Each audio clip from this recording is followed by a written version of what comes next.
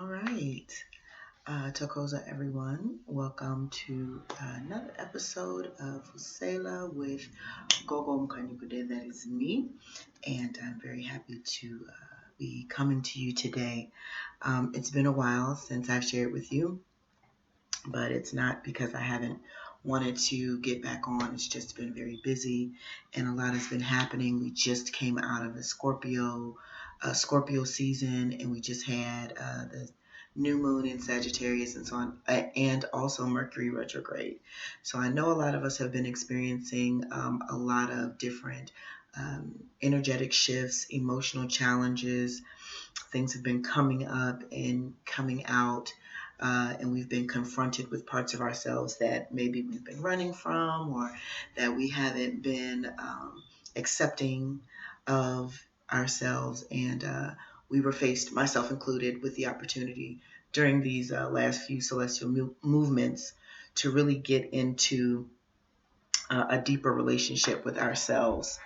And as I stated before, I'm not exempt from this. So I went through my own period of reconstruction.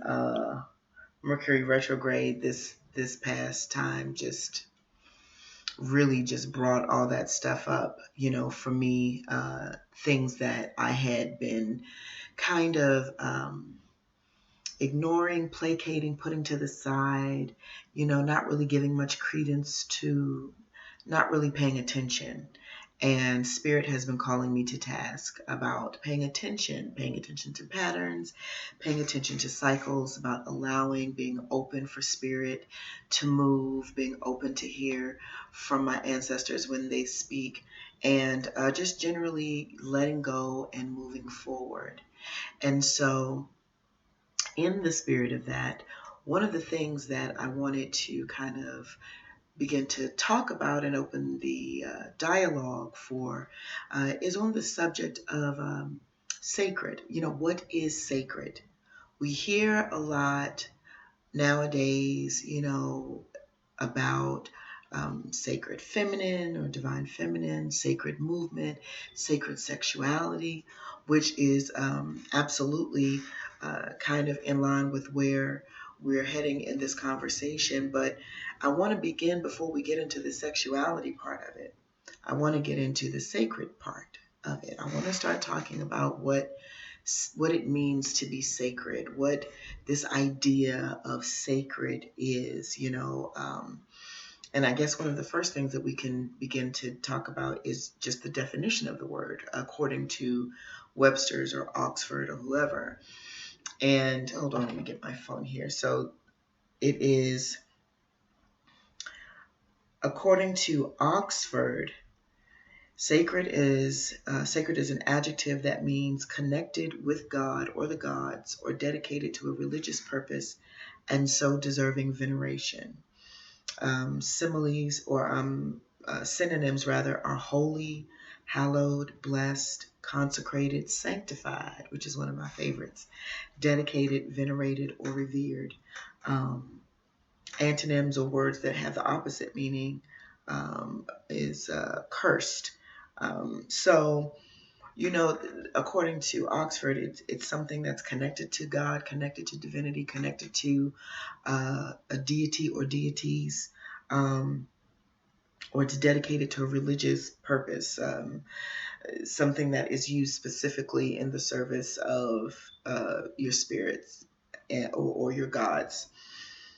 Another word or another definition means regarded with great respect and reverence by a particular religion, group, or individual. I kind of like that one, that definition. It's something that's special to a particular group, a culture, a region, a person. So when we talk about what sacred means, it is something that is separate from everything else. It is not like the rest. It is different, different in its use, different in its construction, different in its formula. It's something that's completely unique, and it is something that was made specifically for the service of spirit.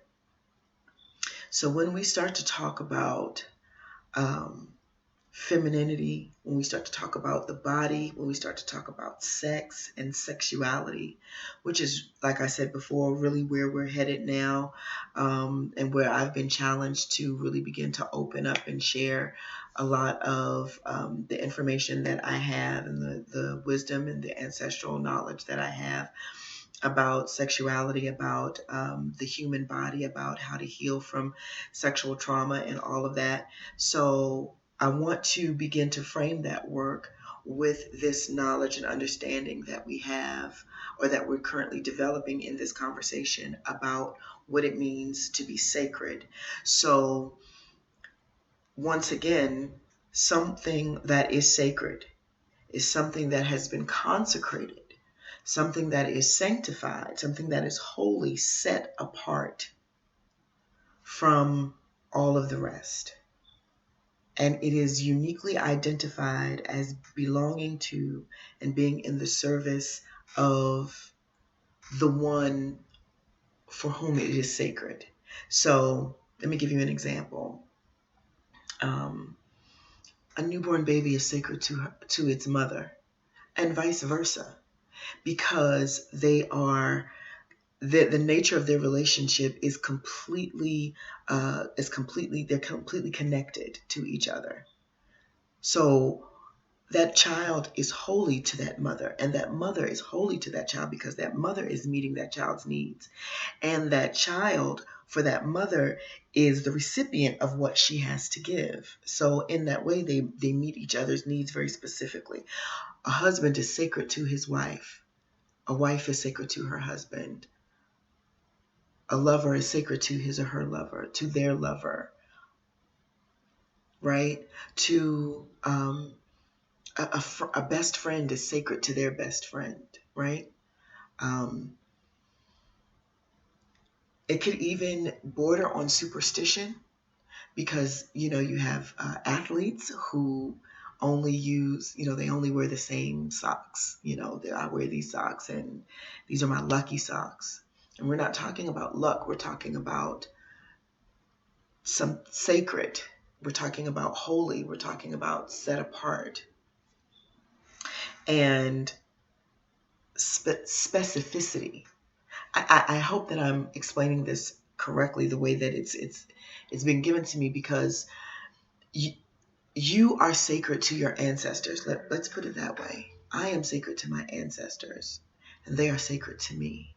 Our relationship, I need my ancestors and they need me. There are certain things that my ancestors can't do in the world unless I do them. And there are certain things that I can't do in the world unless my ancestors do them through me. So we have this interdependent relationship. And to me, that is the nature of sacredness, the nature of holiness, the nature of sanctification. So this idea then can be expressed in many, many ways, including towards our own bodies, towards our own sense of sexual fulfillment and wellness. And it is important for us to understand that sexuality, to get to the point, is not sinful. It is not unholy, unrighteous, ungodly, unclean, any of those things. Sexuality is, in fact, the most holy thing there is, because it is directly connected to the womb. And when I say directly connected to the womb, I don't just mean women. And I don't mean that in some neopolitical sense of the word. I mean, it is not just the female form that I'm referring to when I speak of the womb, because the masculine form also possesses a womb. It is called a prostate. And it needs to be treated with the same reverence and the same sense of holiness and awe that the womb inside the female form is treated. Okay, and so we're talking about Sexuality being sacred, it being the seat of divinity within you. It is the place from which you reproduce yourself. That is the most holy thing there is. And so I want us to begin to open our minds and understand that even though the term sacred sexuality may seem very new age, it is very, very ancient, and it is very, very much a part and important to our ancestral healing as a people. We have suffered so many traumas, and those traumas have been unhealed. They have come tumbling down through generations. And now we have this spate of our children going missing, our women going missing. It's not just girls that are going missing, there are boys going missing of all ages.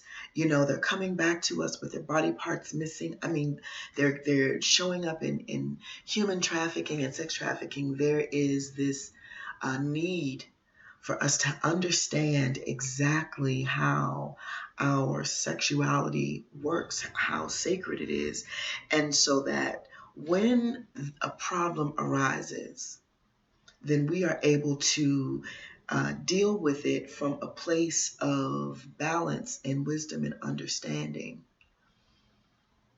We're able to educate our children so that they don't feel shame, so that they don't feel like they have to go and sneak and do XYZ and end up in compromising situations, so that we can teach our young boys to control themselves and control their urges and understand that they are not a slave to what they're feeling when their hormones begin to rage, so that we can teach our children to be confident within themselves and in their sexuality and in their growing, because sexuality is something that needs to be taught to our children as soon as they start asking, where do babies come from? Now, I don't mean giving children a full-on PhD level sexuality course. But it's a conversation that needs to begin when they're ready to begin having it. And it is important to begin to cultivate that so that we have adults who are comfortable in their sexuality. We have adults who are comfortable with the words penis and vagina and vulva and clitoris, okay, prostate and testicle, okay, or people who are comfortable with those slang alternatives, and instead of just, referring to it as a kitty cat or a cootie cat or a hoo-ha or a woo-woo or my pee-pee or my privates.